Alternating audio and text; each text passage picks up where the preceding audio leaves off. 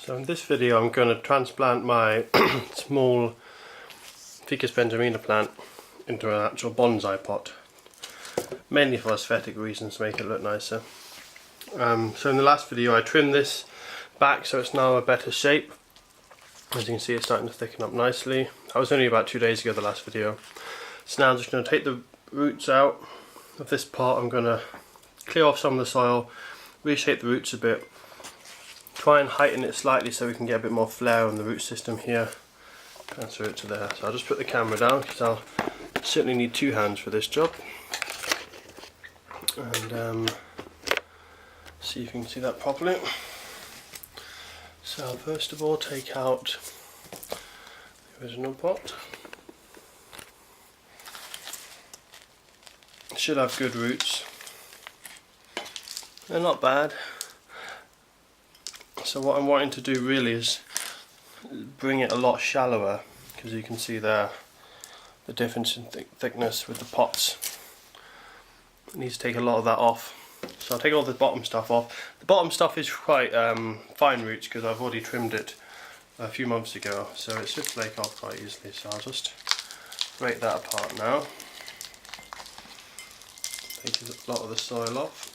I'll also take some off from the top as well, because I'd like to make the base of the roots a bit more prominent, so it just looks more interesting basically.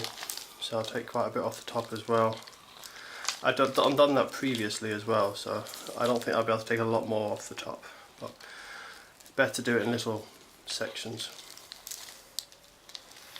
So there we are, it might be enough. So what I'll do now is I'll just trim some of these roots. That will encourage branching. It will also help keep the leaves a bit smaller, because it will have less energy in the root system to sprout back from when I last cut it.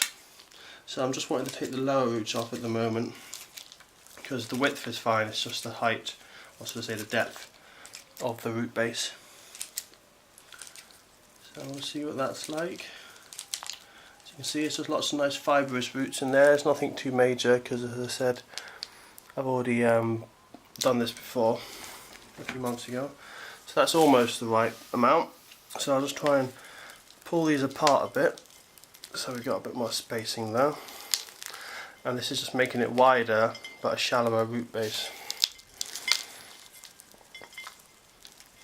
And I'll need to make sure I keep quite a few of the roots, because it will be quite a shock for this poor little plant. So there we are, that looks quite good. And just make sure it's nice and straight. Some more compost in. I'm just going to use the same compost, to be honest, just get rid of some of the roots and use the same compost, because 1, it saves money, but 2, because this compost is actually very fresh and it hasn't been growing in it for long, and it's coming up to winter and I don't want it to put a lot of lush growth on with fresh compost with a lot of feed in it, so I'll just use the same compost again to firm it in.